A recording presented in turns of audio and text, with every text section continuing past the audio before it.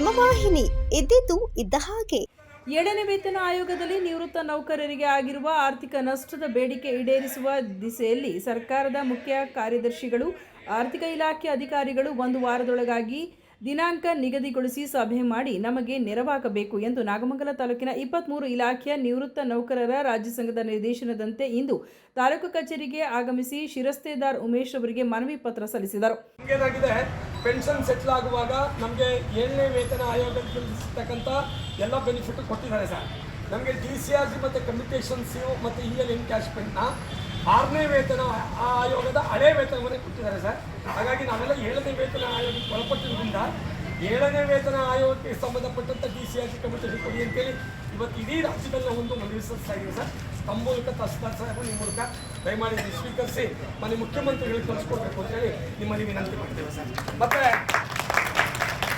ಇದೇ ಸಂದರ್ಭದಲ್ಲಿ ನಾಗಮಂಗಲ ತಾಲೂಕು ನಿವೃತ್ತ ನೌಕರರ ಸಂಘದ ಸಂಚಾಲಕ ಶಿವಣ್ಣಗೌಡ ಮಾತನಾಡಿ, ಕರ್ನಾಟಕ ನಿವೃತ್ತ ನೌಕರರ ವೇದಿಕೆ ಕೇಂದ್ರ ಸಮಿತಿ ನಿರ್ದೇಶನದಂತೆ ನಾವು ಇಂದು ರಾಜ್ಯಾದ್ಯಂತ ತಾಲೂಕು ಕಚೇರಿ ಮೂಲಕ ಮನವಿ ಪತ್ರವನ್ನು ಸಲ್ಲಿಸುತ್ತಿದ್ದೇವೆ. ದಿನಾಂಕ 1/7/2022 ರಿಂದ 31/7/2024 ಅವಧಿಯಲ್ಲಿ 25 ತಿಂಗಳು ಸೇವೆ ಸಲ್ಲಿಸಿ ನಿವೃತ್ತರಾದ ನೌಕರರಿಗೆ 7ನೇ ವೇತನ ಆಯೋಗದ ಅನುಷ್ಠಾನದಲ್ಲಿ ನಿವೃತ್ತಿ ಉಪಲಬ್ಧಗಳನ್ನು ಪಾವತಿಸುವ ಸಂದರ್ಭದಲ್ಲಿ ಆರ್ಥಿಕ ನಷ್ಟವಾಗಿರುತ್ತದೆ. ಆದ್ದರಿಂದ ಪ್ರಸ್ತುತ ಸೇವೆಯಲ್ಲಿರುವ ನೌಕರರಂತೆ ನಾವು ದಿನಾಂಕ 1/7/2022 ರಿಂದಲೇ ಪಡೆಯಬೇಕಿದ್ದ ನಿವೃತ್ತಿ ವೇತನದ ವ್ಯತ್ಯಾಸವನ್ನು ಕೇಳುತ್ತಿರುವುದಿಲ್ಲ. ಬದಲಾಗಿ ನಾವು ಹೇಳುತ್ತಿರುವುದು 7ನೇ ವೇತನ ಆಯೋಗದ ವರದಿಯಂತೆ ಪ್ರತಿಷ್ಠಿತ ವೇತನದ ಮೇಲೆ ನಿವೃತ್ತಿ ಆರ್ಥಿಕ ಸೌಲಭ್ಯಗಳಾದ DCRG, ಕಮ್ಯುನಿಕೇಷನ್ ಮತ್ತು ಗಳಿಕೆ ರಜೆ ನಿಗದೀಕರಣಗಳನ್ನು ಸೌಲಭ್ಯಗಳ ಲೆಕ್ಕಾಚಾರದ ವ್ಯತ್ಯಾಸದ ಮೊತ್ತವನ್ನು ಮಾತ್ರ ಒನ್ ಟೈಮ್ ಸೆಟ್ಲ್ಮೆಂಟ್ ಕೊಡಬೇಕೆಂದು ಕೇಳುತ್ತಿದ್ದೇವೆ ಎಂದು ತಿಳಿಸಿದರು. 1/7/22 ರಿಂದ 31/7/24 ಏನು ನಿವೃತ್ತಿಯಾಗಿದ್ದೀವಿ.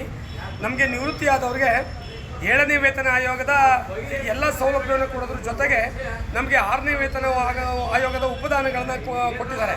ಹಾಗಾಗಿ ನಮ್ಮ ಬೇಡಿಕೆ ಇಷ್ಟೇ, ನಮ್ಮಲ್ಲಿ DCRG, ಕಮ್ಯುಟೇಷನ್ನು ಮತ್ತು EL ಎನ್ಕ್ಯಾಶ್ಮೆಂಟು ಡಿಫ್ರೆನ್ಸು ಇಷ್ಟು ಹಣದ ಬೇಡಿಕೆಗಾಗಿ ಈಗಾಗಲೇ ಜಿಲ್ಲಾ ಮಟ್ಟ, ವಿಭಾಗ ಮಟ್ಟ ಮತ್ತು ರಾಜ್ಯ ಮಟ್ಟದಲ್ಲಿ ನಾವು ಹೋರಾಟ ಮಾಡಿದ್ದೀವಿ. ನಮ್ಮ ತಾಲೂಕಲ್ಲಿ ಸುಮಾರು 23 ಇಲಾಖೆಯಿಂದ 112 ಜನ ನಾವು ನಿವೃತ್ತ ನೌಕರರಿದ್ದೀವಿ ಈ 25 ತಿಂಗಳಲ್ಲಿ. ಹಾಗಾಗಿ ಇದನ್ನು ಮನೆ ಮುಖ್ಯಮಂತ್ರಿಗಳಿಗೆ ತಾಲೂಕಿನ ದಂಡಾಧಿಕಾರಿಗಳ ಮೂಲಕ ಮನವಿ ಸಲ್ಲಿಸಬೇಕು ಅಂತೇಳಿ ಇವತ್ತು ಕೇಂದ್ರ ಸಂಘದ ಆದೇಶ ಇತ್ತು. ಹಾಗಾಗಿ ಇವತ್ತು ಮನೆ ದಂಡಾಧಿಕಾರಿಗಳಿಗೆ ಮನವಿ ಸಲ್ಲಿಸ್ತಾ ಇದ್ದೀವಿ. ಈ ಮನವಿನ ತಹಸೀಲ್ದಾರ್ ಮೂಲಕ ನಾವು ಮುಖ್ಯಮಂತ್ರಿಗೆ ತೋರಿಸ್ತೇವೆ. ನಮ್ಮ ಬೇಡಿಕೆಗಾಗಿ ನಾವು ಮುಖ್ಯಮಂತ್ರಿಗಳಿಗೆ ಒತ್ತಾಯ ಮಾಡ್ತಾ ಇದ್ದೀವಿ. ಹಾಗಾಗಿ ಇದು ರಾಜ್ಯದ ಎಲ್ಲ ತಾಲೂಕುಗಳಲ್ಲಿ ಪ್ರಕ್ರಿಯೆ ನಡೆದಿದೆ. ಹಾಗಾಗಿ ನಮ್ಮ ಬೇಡಿಕೆಗೆ ನಮ್ಮ ಸ್ನೇಹಿತರೆಲ್ಲ ಬಂದಿದ್ದಾರೆ. ಇವತ್ತು ಮನವಿಯನ್ನು ಸಲ್ಲಿಸ್ತಾ ಇದ್ದೀವಿ ಸರ್.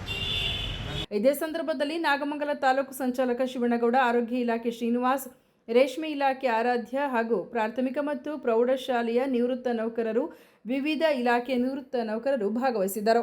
ಇದಕ್ಕಾಗಿ ಸಬ್ಸ್ಕ್ರೈಬ್ ಆಗಿ ಹಾಗೂ ಬೆಲ್ ಬಟನ್ ಒತ್ತಿ.